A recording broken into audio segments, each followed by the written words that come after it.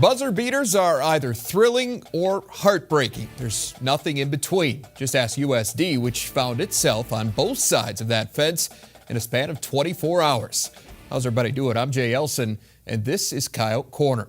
It was rivalry week for the USD women, and while much of the focus outside the program was on Sunday's Showdown Series battle with South Dakota State, all the attention inside the Coyotes locker room was on the school a little further north.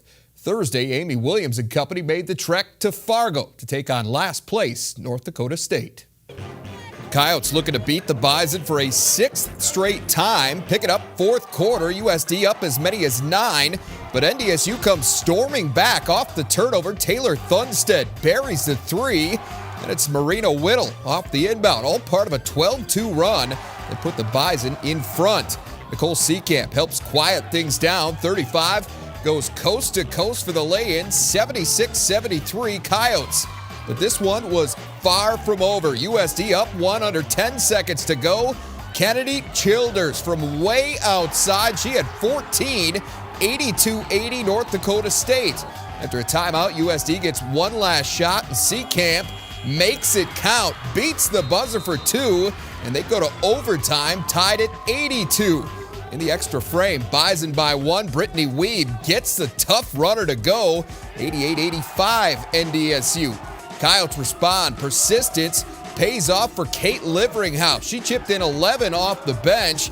They go to a second overtime, tied at 88. Bison gain the edge again. Thunstead with another 3, her 5th of the night. She led all scorers with 31. NDSU up as many as 5, but the Coyotes would not quit. Seekamp fires ahead for Jasmine Trimboli. That pulls USD back within 1. And they would complete the comeback less than a minute later off the NDSU miss. Margaret McLeod finds Caitlin Duffy, and she gives the Coyotes the lead for good. USD escapes Fargo with a 96-94 win in double overtime. The Coyotes beat the Bison for the 6th straight time and the 8th time in 10 meetings at the Division I level. Seekamp led the way with 25 points, 10 assists, 5 rebounds, and 4 steals in 45 minutes, while Margaret McLeod notched her first double-double of the season, finishing with 12 points and 10 boards. We focus more on greatness, and that's just, kind of putting together every play. Every play we want to kind of contribute, and I think in the 40 minutes we didn't really do that so much, but I think it showed in the 2 overtime 5-minute quarters. We came together and we gritted it out, and that's why we came away with this win, because we dug deep on the defensive end and got ourselves a win. Fast forward to Sunday in Frost Arena, 71st meeting all time between the SDSU and USD women.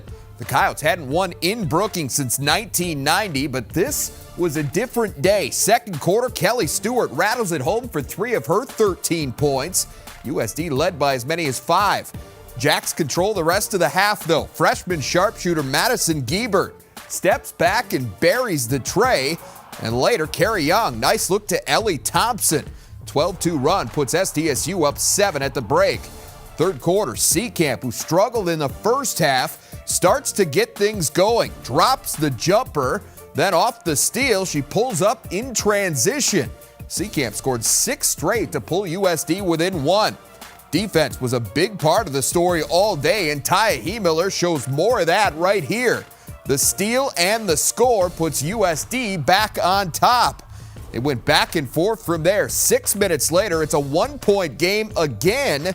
But Giebert changes that right here. Her second 3 of the day gives SDSU the lead, 58-56. Giebert finished with 10. But Seekamp refused to lose. 35, spots up and nails the 3 with 13.7 seconds remaining. That gives USD the lead for good, and the Frost freeze is over. USD wins on the Jacks' home floor for the first time in 26 years. 63-58. Seekamp scored 19 of her game-high 23 points in the second half, but this game was won on the defensive end. USD holding the Jackrabbits to 26 points on 9 of 25 shooting in the second half. They also forced 19 turnovers, which led to 22 points. With the win, the Coyotes pull into a 4-way tie for first place in the Summit League. They, along with SDSU, IUPUI, and Oral Roberts, are all now 4-1 in the conference. After struggling on the defensive end for much of the season, USD really tightened the screws at NDSU. So what did the Coyotes do differently? We'll ask their head coach next. Coyote Corner on Midcoast Sports Network is presented by Dakota Land Honda. And welcome back to Coyote Corner. Jay Elson joined now by head coach of the USD women, Amy Williams. And Amy, anything exciting happened for you last week? Couple good games, but we'll take it. All right, well, let's get to it. Starting with North Dakota State. The Bison, obviously low on players, low on wins, partially because they're so low on players. But, boy, they gave you everything that you could handle in Fargo on Wednesday night. And such is life when you're the defending league champions, right? You have to expect to get everybody's best shot. Right. I mean, we knew they were hungry for a win, and they were playing pretty good basketball when we went in there. And it was a heck of a game to be a part of. Both teams just scratching and clawing and making big plays when we needed to. So we were very fortunate to come out with a win. You had a 9-point lead early in the fourth quarter. Looked like maybe the game was in hand, but here come the Bison. What was the key to their comeback there? I mean, the big key is they had some players that stepped up and just made shots. They hit a couple back-to-back threes that really chopped into that 9-point lead pretty quickly. But I thought Taylor Thunstead in particular just really sparked them and made big plays when they needed her to. The lead actually changed hand 13 times in that fourth quarter. The last of those came on Kennedy Childers' three with 3 seconds left in regulation. Now, out of the timeout, everybody in the building, I think, knew that ball was going to Nicole Seekamp. Could you just take us through what the play was and the execution of it? Well, to be honest, I think one of the best parts of that play was Taya Hemiller's ability to get the ball in Nicole's hands. And she had a really big defender standing right in front of her from the inbounds, and she found a way to get that ball into Nick's hands to be able to be in a position to score the basketball. And Nicole just makes big plays. She just does, and she finds a way, and she hit that shot at the buzzer to send us into overtime. It was a great play for us. You go to overtime, then you go to a second overtime, and the defense helps you put it away in an exciting double overtime victory. Now, obviously another big game on Sunday. What was the game plan going into that matchup with the Jackrabbits? The biggest thing defense is find a way to improve defensively. You know, that was kind of our biggest focus. We felt like, you know, win, lose, draw, whatever comes out of this game, we wanted to take a step forward as a team on the defensive end of the court, and our team really made a commitment to that. And they locked in, they keyed in on our game plan and carried it out very well. And I think that was, you know, the best thing for our team to see out of that ball game was the improvement defensively. Defensively, your team very, very good in the second half. They held State to 26 points, a 9 of 25 shooting. That's awfully difficult to do to that team in that building. How'd you get it done? You know, I think our kids just did a really good job of just being tough and committing to the game plan, but I think also just being able to mix our defenses a little bit. We had a pretty good blend, I thought, of playing some man and throwing a little bit of zone, just keeping them off balance, and I think our kids just really did a good job of carrying that out. And wouldn't you know it, came down to a big shot late, and Nicole Seekamp does it again. To have the guts to step up and knock down perimeter shots like that three-pointer down the stretch after not having shot it well, it just shows that she's that gritty type of player. That shot lifts USD to its first win at Frost Arena since 1990. None of your current players were even born the last time the Coyotes won in Brookings. What does it mean to you and your program to finally get that monkey off the back? You know, we didn't really talk a lot about that, and a lot has been made about that in the media. But our players, you know, we're focused on this team and this season, and not what's been done over the last 25, 26 years. But certainly now that we can look back on that, it's a nice step for our program, and kind of a treat for all of our alumni that weren't able to go in there and get a win, to be able to have that monkey off the back. All right, well, good luck to you, Amy. A couple of other big games coming up this week. Fort Wayne on Thursday, IUPUI on Saturday. So, again, good luck to you, and we'll see you back here next week. Thanks, Jay. All right, thanks, Amy. Well, physics were defied in Fargo last week. We're going to recap the USD men's battle with North Dakota State, which included the shot that wouldn't fall. Next. Coyote Corner on Midcoast Sports Network is presented by Dakota Land Honda. Fargo, like Frost Arena, has been a major source of frustration for the USD men. Coming into last week's matchup with North Dakota State, the Coyotes had dropped 7 straight on the Bison's home floor, a streak that dated all the way back to February of 2002. Wednesday, USD not only had a chance to snap that skid, but also the rare opportunity to deal the Bison a second straight home defeat. NDSU had recently had its 31-game home winning streak snapped by Omaha. Neither team would start well offensively, but Casey Kasperbauer gets it going over the course of the first half. The senior would go 5 of 9 from the field in that opening frame for a team-high 12 points to keep USD in it. On the other end, Corey Brown was even better. The Bison senior gets to the bucket for the layup. Then off the Chris Kading miss, he collects the offensive board and gets the putback. Brown went for 16 and 10 in the first half. NDSU by 9 at the break. More Brown to start the second. The steal and the slam. Brown went for a career best 21 plus 15 rebounds. Bison led by as many as 16. But the Yotes start to chip away. Tyler Hagedorn, 3-ball, corner pocket. Then it's Shai McClellan right to the rim for 2. McClellan getting it done defensively as well. Gets the steal and then the finish. USD would come all the way back to pull within 1. They'd get the last shot of the night. Final seconds. McClellan gets past Paul Miller, but the left-handed shot goes up and somehow doesn't drop. Have another look. It's everything but the net. The horn sounds, and the Yotes lose their 3rd straight, 66-65. Kasperbauer would finish with 19 on the night to lead South Dakota, while McClellan added 14. DJ Davis solid as well. He finished with 8 points, 7 rebounds, 7 assists, and 4 steals. The Coyotes come up short. They fall to 9 and 10 overall and 1 and 4 in the Summit League. So the rally comes up just short, and while they're disappointed with the loss, Craig Smith believes the second half surge gave his team some things to build on. We'll cover that and more with the Coyotes head coach right after this. Coyote Corner on Midcoast Sports Network is presented by Dakota Land Honda.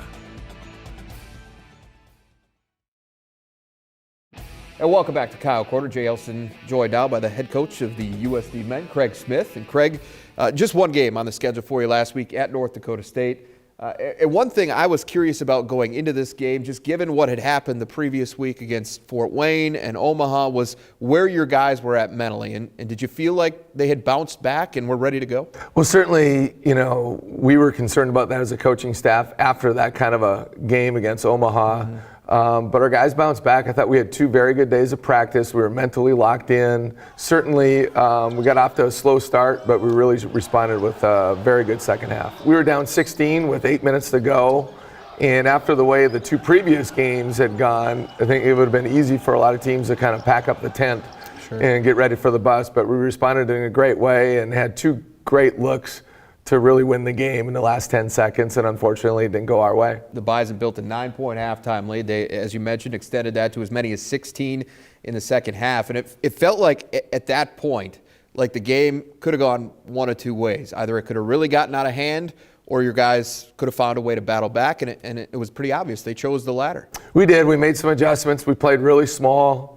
We just started pressing, and our press really gave us some energy, created some easy turnovers. It's a team that doesn't turn it over very often, averaging 10.5 a game. We forced 17 turnovers, and quite a few of those led to direct baskets, and it just gave us new life. Sure. And I thought it got them a little bit tentative, which gave us a chance to win. Yeah, you outscore NDSU 24-9 over the final 9.5 minutes of this game. Put yourself in position to win it with the last shot. We all know at this point what happened, but just kind of take us through that final play. What were you looking to get done, and did it kind of, it certainly seemed like it unfolded exactly how you drew it up. Well, our defense gave us a chance to be in that spot. I think they scored 1 field goal in the last 5 minutes. McClellan can get to the rim on almost anybody. He did a heck of a job with his jump stop because it was a collision with their defender. And Shai just goes up, and he can finish so well with either hand, and that thing goes high off the glass. And, he actually went up with his right hand, switched it to his left, and, hits the whole rim around and back and rolls off. And, Casey Casper Bauer is going to make that shot, probably 6 to 7 out of 10 times, and McClellan's going to make that 9 out of 10 times. Right. And it just was one of those deals where it didn't drop. We couldn't have got a better look. Sure. The ball was in the perfect hands, and it just didn't go. Yeah. And so we gave ourselves an opportunity to win that at a place where not many teams do. Heartbreaking way to lose, certainly, especially given the way that your guys battle back. But I heard you tell someone after the game that you learned some things about some guys that night. What'd you learn? Well, I thought we had some really good performances. I thought Austin Sparks played fantastic. Clearly, we were at our best when he was in the game. He really defended the post well, defended screen and roll very, very well. DJ Davis just continues to move forward. Sometimes we play him at the 2, he plays a ton at the 3. We played small ball with him at the 4, and we showed some resiliency. Like you said, after the last couple of games prior to that, it would have been super easy just to go south. And we just kept on coming, and we were in it, and we were all in it together. And so now we got to carry it forward as we have a huge week this week. Yeah, you're at 1-4 in the Summit League, games against Western Illinois and South Dakota State up next. Do you feel like these are must-wins, just from a confidence standpoint, if nothing else? I'm never going to say a must-win, but certainly we need to get off the schneid, so to speak. The bye week came at a perfect time where we could really try to fine-tune some things in our last couple of practices, give our guys a couple days away to just get their bodies right, and get back to healthy again. And we got to make some hay this week.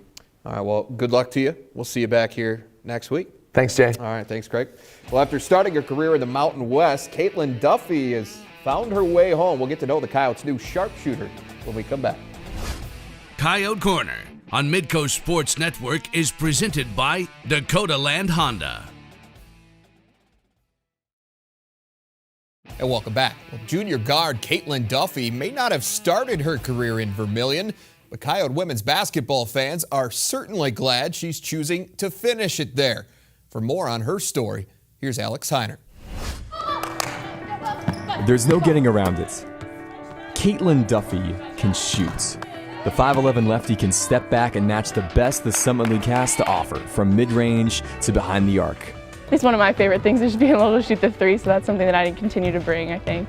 But the junior guard from Rapid City is more than just a shooter. She is, and always has been, a competitor. Every day that I take the floor, I just want to do whatever I can to help the team, whether that's like diving on loose balls or I know every day continuing to grow defensively. There's just a different energy when she's on the floor. She plays very hard, she's very competitive, she wants to win every drill that she participates in practice, and that just kind of fuels the rest of her team. Her team now, of course, is the University of South Dakota, but it hasn't always been.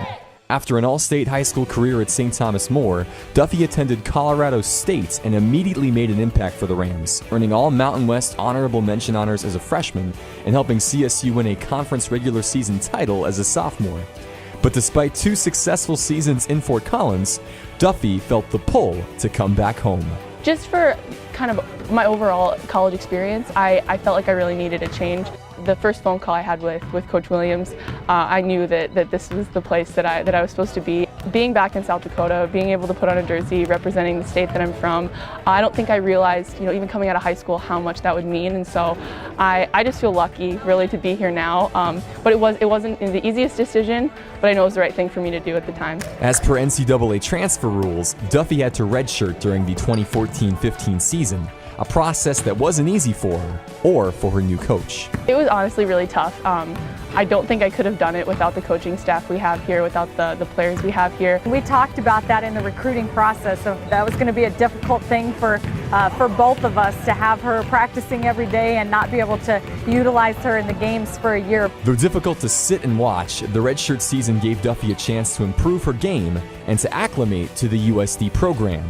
She just did a phenomenal job of committing to becoming more physical, got stronger in the weight room, just kind of added, I thought, some much needed strength and durability during that year, and just got comfortable kind of learning our system and comfortable with her teammates. Having a redshirt year was actually really great. I'm really grateful for it now. Though if you would have asked me at this point last year, I don't know if I would have said it, because sitting on the bench was tough. That time of sitting on the bench is now over. With her redshirt season behind her, Duffy started the year in great form, scoring in double figures in 6 of USD's first 8 contests. A nagging foot injury forced her to miss 3 games in December, but there's no denying that she's getting healthy at the right time. I'd like to say I'm at 100% now, I think. Yeah, I mean, hopefully, I don't think I played yet at 100%, but I think physically now I'm feeling a lot closer to 100%. Even as she's still making her way back to full fitness, Caitlin Duffy's shooting touch and competitive spirits have her back in the Yote lineup for Summit League play. And after her journey to get where she is, it's not a surprise that she's thankful for every minute on the court that she gets. I really honestly feel like every day when at practice or games I'm taking the floor with a group of my best friends, and so yeah, I just feel lucky to be a part of it now. Now, Duffy's scoring might have tailed off lately as she's only been in double figures once since December 8th.